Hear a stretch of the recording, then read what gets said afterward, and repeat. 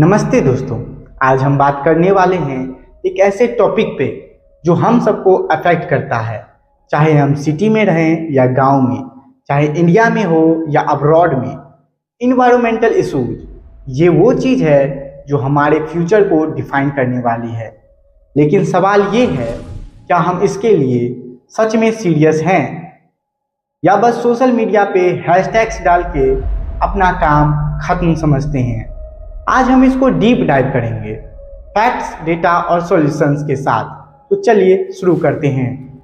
दोस्तों, पहली बात तो ये समझते हैं कि प्रॉब्लम क्या है। ग्लोबल वार्मिंग, पॉल्यूशन, डिफोरेस्टेशन, ये सब सुनने में बड़े वर्ड्स लगते हैं, लेकिन इनका असर हमारी डेली लाइफ में दिखता है। जैसे दिल्ली की एयर क्वालिटी देखो, नवंबर में तो लगता है जैसे हम ऑक्सीजन नहीं स्मोक पी रहे हैं। वर्ल्ड हेल्थ ऑर्गेनाइजेशन के अकॉर्डिंग इंडिया में एयर पोल्यूशन से हर साल 1.2 मिलियन लोग अपनी जान गंवा देते हैं। ये नंबर कोई छोटा मोटा नहीं है, ये एक क्राइसिस है। अब ग्लोबल वार्मिंग की बात करते हैं। 2023 में अर्थ का एवरेज टेम्परेचर 1.1 डिग्री सेल्सियस बढ़ा था प्री इंडस्ट्रियल लेवल से, और अगर हम 1.5 डिग्री सेल्सियस क्रॉस कर गए तो साइंटिस्ट कहते हैं कि कैटास्ट्रोफिक चेंजेस होने शुरू हो जाएंगे।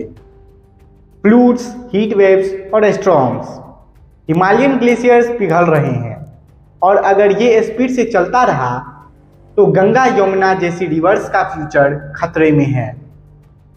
ये सिर्फ इन्वायरमेंट का इशू नहीं है, ये फूड सिक्योरिटी और वाटर क्राइसिस का भी सवाल है। अब सवाल ये है, ये हो क्यों रहा है? सिंपल सी बात है, human activity. Industries fossil fuels जला रही हैं, जंगलों को काट के मॉल्स और हाईवेज बना रहे हैं, और हम लोग प्लास्टिक को ऐसे यूज कर रहे हैं जैसे ये फ्री में आता हो।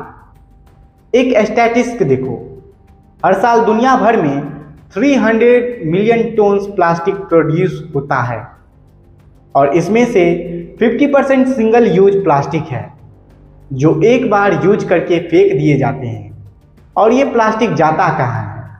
समुंदर में, जमीन पे, और आखिर में हमारे खाने के थ्रू हमारे बॉडी में। इंडिया में भी डिफोरेस्टेशन बड़ा इशू है। 1950 से लेकर अब तक हम अपने 26% फॉरेस्ट कवर खो चुके हैं। ये जंगल सिर्फ ऑक्सीजन नहीं देते बल्कि कार्बन डाइऑक्साइड को अब्जॉर्ब करते हैं। लेकिन जब ये कटेंगे तो क्लाइमेट चेंज और तेजी से बढ़ेगा, और ऊपर से गवर्नमेंट पॉलिसीज कभी स्ट्रिक्ट कभी लूज इसको और कॉम्प्लिकेटेड बना देती है। लेकिन दोस्तों, ये सब सुन के डिमोटिवेट होने की ज़रूरत नहीं है। सॉल्यूशन है और हम सब इसमें हिस्सा ले सकते हैं। पहला स्टेप, रिन्यूएबल एनर्जी, सोलर और विंड पावर को प्रमोट करना होगा। इंडिया में already 100 gigawatts renewable energy capacity है। ये शानदार है, लेकिन अभी और बढ़ाना है। जर्मनी जैसे कंट्रीज से सीख सकते हैं, जहां 50% से ज़्यादा एनर्जी रिन्यूएबल सोर्सेज से आती है। दूसरा, अफोरेस्टेशन। एक ट्री लगाओ और वो सालों तक कार्बन डाइऑक्साइड सोख करेगा।